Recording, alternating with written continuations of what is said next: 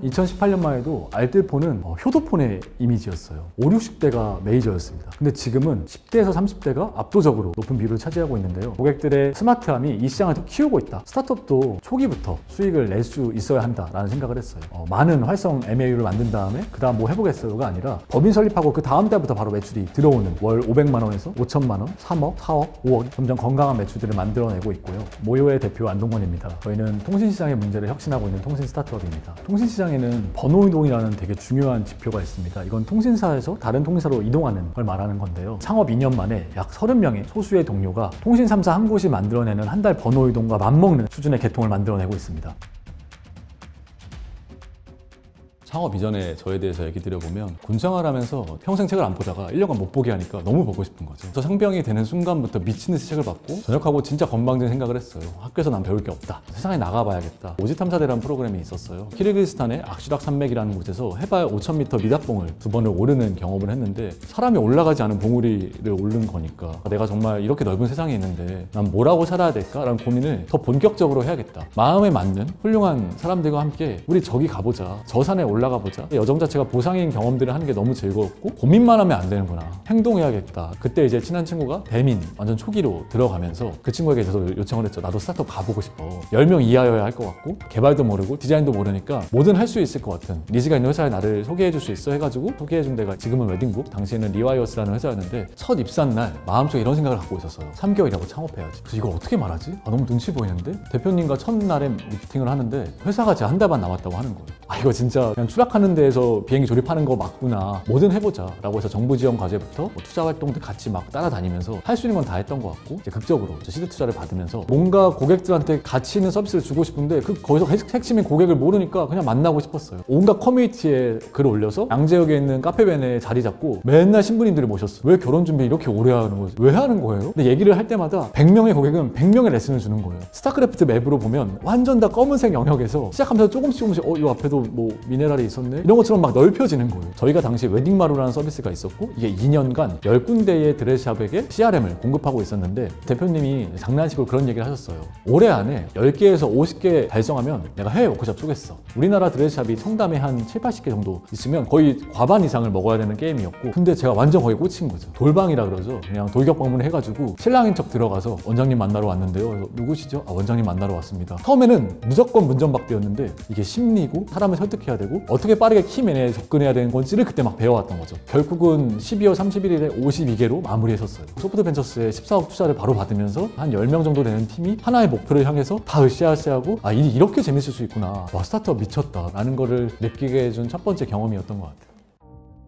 건방지게 3개월 만에 창업하겠다 생각은 했지만 막상 일을 해보니까 제가 부족하다는 게 너무 많이 느껴졌었어요. 내가 IT 서비스를 더 잘 만들고 싶고 고객한테 더 훌륭한 가치를 전달할 수 있는 서비스를 더 잘 기획하고 만들고 싶다는 갈증이 컸어서 뾰족하게 프로덕트 매니저가 되고 싶었어요. 명함 관리를 제공하고 있었던 리멤버에 들어가게 됐었고 그때 한 20명 정도 규모였고 누적 가입자 100만이 좀 안 됐지만 되게 빠르게 성장을 하고 있었고요. 리멤버 커리어라는 거를 만들게 되었어요. 프로필, 즉 이력을 등록해 보세요. 그럼 저희가 훌륭한 채용 제안을 전달드릴게요 라고 해서 그때도 한 10개월간 한 7만 명 정도의 프로필 등록자가 있었는데 제가 OKR을 그냥 2달간 25만 만들어 보겠다. 사람들이 그거 너무너무 챌린지하고 말이 안 된다 라고 했는데 원래 OKR은 이렇게 일한다고 저는 배워왔거든요. 정말 챌린지한 목표 세우고 말도 안 되는 시도를 하면서 기존에 있던 방식들을 다 버리고 가야 한다라는 생각들을 했었는데 어떻게 이걸 빠르게 테스트하면서 프로필 등록률을 높일 수 있을까? PM이 모든 걸 다 기획하고 아이디어 내서 디자이너한테 전달하고 그리고 개발팀에 전달하고 이 과정이 너무 비효율적이라는 생각을 했던 것 같아요. 하나의 문제를 같이 풀고자 하는 사람들인데 그 문제를 마치 맨 앞에서 PM만 푸는 느낌이었거든요. PM이 자꾸 자기를 대변해요. 데이터가 이래서 제가 이런 기획을 한 거지 제가 잘못한 게 아니에요. 그래서 저희 팀은 어떻게 이랬냐면 다 모여서 고객 인터뷰한 거 같이 나누고 문제 정의부터 같이 했던 거죠. 초반에 한 1, 2주는 일하는 방식도 안 맞고 고객에 대한 이해, 문제에 대한 이해도 안 맞는데 그게 한 한두 달을 지나가면서 서로 회고하고 거기에 대한 이해를 높여가면 그 다음부터는 정말 미친 속도예요. 앞에 논의의 기간이 긴 것 같지만 개발과 디자인을 하면서 수많은 예외사항과 분기 처리가 나옵니다. 그 싱크를 맞춘 다음에 시작하게 되면 각각의 전문성을 갖고 있는 훌륭한 분들이 처리하고 그런 다음에 빠르게 배포하는 거죠. 정말 2달 만에 25만 명을 돌파하면서 그 OKR을 초과 달성했던 경험이 있어요. 워터폴이든 에자일이든 잘 몰랐고 이렇게 일하는 게 훨씬 더 재밌고 훌륭한 개인보다 뛰어난 팀이 훨씬 더 많은 결과물을 만들 수 있다라는 걸 배웠던 것 같아요. 지나고 나서 생각해보면 저는 창업을 하기 전까지 크게 두 가지 스스로에게 질문을 했던 것 같고, 이 질문에 내가 답을 잘하면 창업을 해야겠다는 생각을 했던 것 같은데, 첫 번째가 고객들이 사랑하는 제품과 서비스는 도대체 어떻게 만드는 걸까? 그리고 두 번째는 고객들이 사랑하는 제품과 서비스를 만들어내는 그 조직 문화는 도대체 어떻게 만드는 거지? 점점 두 번째 질문이 어려워지는 거예요. 저는 표준문법에서 보면 일을 되게 좋아하는 편인데도 어떨 때는 회사가 가기 싫을 때도 있고 일이 하기 싫을 때도 있는데, 이게 일이 어렵거나 많거나 이런 문제는 아니더라고요. 당시에 재난지원금을 신청하는 과정을 1박 2일 만에 만들었다는 토스의 블로그를 보고 토스를 한번 가보자. 입사 4개월 정도 됐을 때 토스 홈을 맡아달라는 거예요. 그래서 완전 당황했죠. 홈에 1000만 MAU가 당시에 있었는데 이걸 제가 맡는다고요? 홍보님 할 수 있을 것 같은데 한번 해보세요. 승권님이 말하셨고, 너무나 긴장되지만 너무나 설렜어요. 내가 언제 1000만 명이 쓰는 이 서비스를 개편해볼까? 근데 그때 토스 증권이 막 나왔고 또 토스 뱅크가 나올 때였어요. 저한테 많은 요청들과 챌린지를 해왔었죠. 홈에 이렇게 뱅크가 들어가고 싶다, 뭐 이렇게 증권을 안내해달라. 근데 명확했어요. 저한테 모두가 홈의 DRI는 안동건 당신이다, 다이렉트리 리스폰시블 인디비주얼이라고 하는 실행하고 결정하고 책임지는, 그러니까 훨씬 더 많은 건강한 부담과 건강한 압박이 있었지만 그걸 잘해보고 싶었어요. 결국 지금 되게 심플한 홈화면을 만들어가는 과정에서 이게 정말 DRI구나, 한 4개월 된 사람에게 이런 권한과 신뢰를 주면서 일을 할 수 있게 한다는 건 그 개인에게 막대한 성장의 기회가 되고 회사의 성장을 빠르게 만들 수 있겠구나. 그 질문 두 가지에 내가 답을 계속 찾고 있나를 고민했었거든요. 답을 찾아왔는데 정답이란 게 딱 있는 건 아니구나 라는 걸 느꼈던 건, 훌륭한 분들이 많이 와서 새로운 것들을 시도하려고 하는데 정말 건강한 챌린지를 많이 받고 그게 또 수정되고 다시 또 바뀌는 경험들을 많이 했던 것 같아요. 회사의 사람의 규모도 커질 거고 풀고자 하는 문제도 달라지는 거고 고객도 B2B, B2C, B2G 다 다른 영역들이 있을 텐데 그걸 단 하나의 기준으로 가져가는 것보단 계속 바뀔 수 있다는 거를 눈앞에서 많이 보면서 일하는 방식과 조직 문화도 서비스처럼 바라보면서 실험해보고 회고하고 더 좋은 문화를 만들어가고 하나의 회사도 유기적인 생명체처럼 움직인다는 걸 깨닫고, 그래 그러면 빠르게 해보면서 이 레슨을 얻어야겠다, 오히려 그 방법 자체가 정답일 수 있겠구나, 이런 생각을 했던 것 같아요.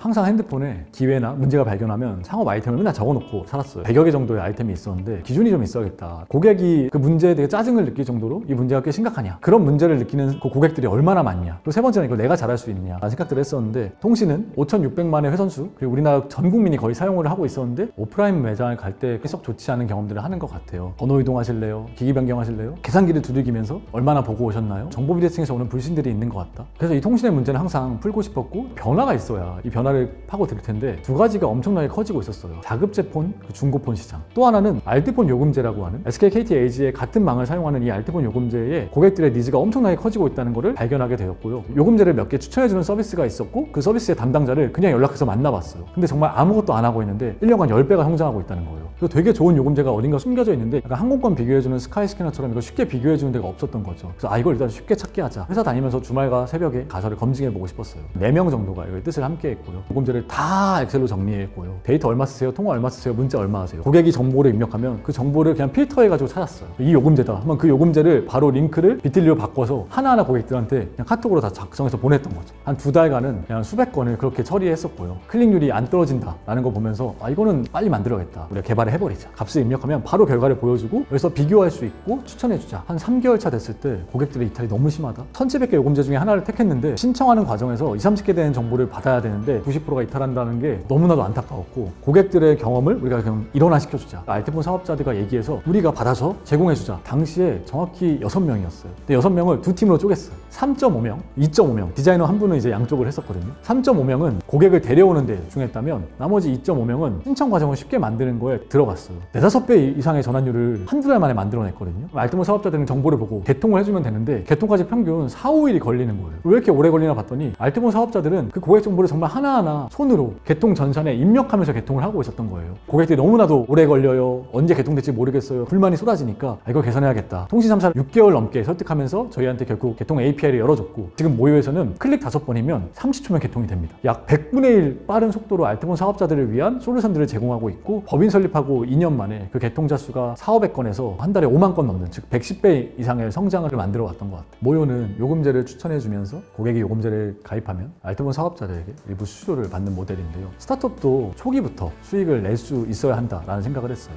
많은 활성 MAU를 만든 다음에 그 다음 뭐 해보겠어요가 아니라, 모요는 법인 설립하고 그 다음 달부터 바로 매출이 들어오는 모델이었어요. 월 500만 원에서 5천만 원, 3억, 4억, 5억 이렇게 늘어나면서 점점 건강한 매출들을 만들어내고 있고요. 많은 분들이 통신시장이 그냥 정체되어 있는 거 아니야? 라고 말하시는데 그 안에서는 정말로 많은 다이나믹들로 매우 빠르게 바뀌고 있거든요. 21년 1월에 350만이었던 후불 알뜰폰 가입사가 올해 1월에 700만을 돌파해요. 단 3년 만에 만에 2배가 커지는 거고요. 부모님과 나도 따로 살면서 나도 집에서 넷플릭스랑 재택근무 해야 되니까 인터넷 가입자가 최근에 누적 2,300만 명을 돌파하고 있고요. 요금제를 쓰려면 휴대폰을 고민하게 되고 통신비 할인해주는 신용카드들도 이 요금제가 결부되어 있고 모요는 이 알뜰폰 요금제 그리고 통신 3사 요금제를 가장 손쉽게 비교해주는 걸 시작으로 해가지고 이 주변부에 있는 많은 상품들로 카테고리를 확장해 나가면 훨씬 더 많은 매출을 얻을 수 있는 시장이다 라고 저희는 보고 있습니다.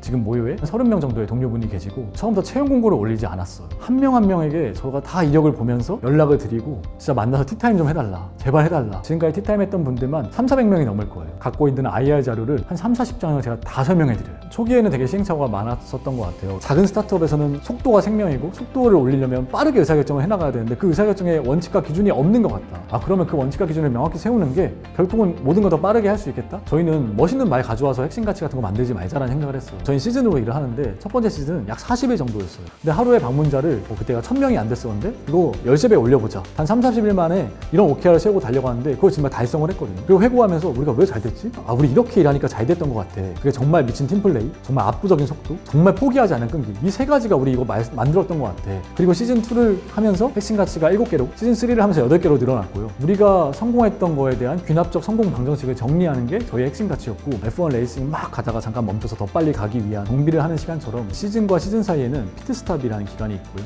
우리가 풀어야 될 문제와 기회를 제가 한 4~5개 가져가면 동료들이 한 20개까지 늘려버려요. 이것도 중요하지 않아요? 이것도 기회가 아닌가요? 거기서 우선순위를 세우고 하나하나 줄여가는 과정들을 하면서 숲을 이해하는 거죠. 우리 이렇게 중요한 문제들이 있네. 이것도 기회네. 근데 지금 당장 우리가 더 우선순위가 높은 거는 이런 거 같아라는 것들에 대한 합의가 되고 스쿼드가 편성돼서 챕터별로 프론트엔드 개발자분들끼리 모여서 백엔드 개발자분들이 모여서 PO끼리 모여서 나 이거 하고 싶어, 나 이거 해볼래 라고 모여가지고 같이 논의하고 결정해서 숲을 이해하는 상황에서 그 나무에 들어가서 어떤 문제 풀겠어 라고 이미 이해하고 동기부여된 상태에서 들어가면서 OKR 수립도 그 팀에서 합니다. 다시 또 피트스탑 기간을 갖고 회고하고 이런 문화를 갖고 있습니다. PM으로서, PO로서 일을 하면서 항상 제가 모든 문제를 다 정의하고 답을 내려야 한다는 생각에서 이거 그냥 같이 문제를 공유하고 같이 고민하는 게 훨씬 더 생산적이라는 걸 깨달으면서 창업을 할 땐 근데 그게 조금 어려웠던 것 같아요. 뭔가 내가 대표로서 결정 잘해야 할 것 같고 전략을 잘 제시해야 할 것 같고 이런 고민들을 당연히 많이 했고 그런 부담들이 있었는데요. 다행히 모요에는 핵심가치로 일하는 문화가 있기 때문에 제가 하겠다고 하는 걸 그냥 쉽게 하지 않고 제가 하지 말라고 하는 것도 핵심가치 기반으로 설득하고 해나갑니다. 그런 과정에서 오히려 편안함을 많이 느끼는 것 같아요. 내가 모든 거 다 결정해야 되고 내가 모든 거의 방향과 전략을 제시해야 되고 내 말이 틀리면 안 되고가 아니라 여러분 제가 또 틀렸네요. 강하게 챌린지해주고 설득해 주셔서 감사해요. 오히려 마음은 편안해지고 더 자신감이 생기는 것 같아요. 그래서 저보다 훨씬 더 뛰어난 동료들이 계속 모시려고 하는 거고 뭔가를 혁신하고 싶어하는 스타트업에서 일하는 분들은 본인이 주도성을 갖고 문제를 많이 풀고 싶어 하기 때문에 어떤 것들을 포기하고 자기의 시간과 노력을 쏟고 있다 생각하거든요. 뭔가 탑다운으로 모든 걸 다 하달해서 일을 그냥 주는 것만은 개개인이 갖고 있는 역량과 포텐과 몰입을 만들어낼 수 없다고 생각해요.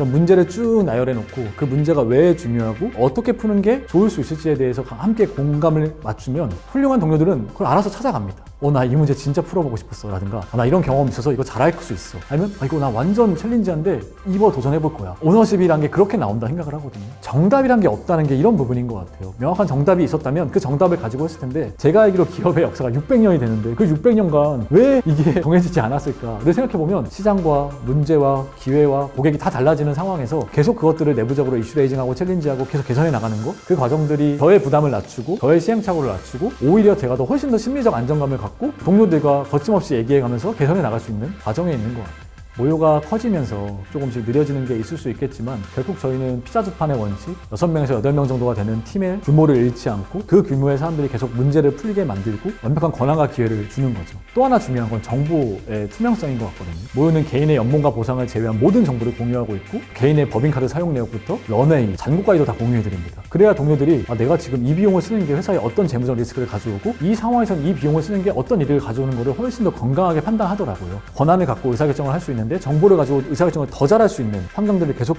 제공해 준다면 조직이 커져도 훨씬 더 빠르게 기민하게 일할 수 있다는 생각들을 갖고 있고 계속 그걸 유지하기 위한 노력들을 해야 할 것 같아요.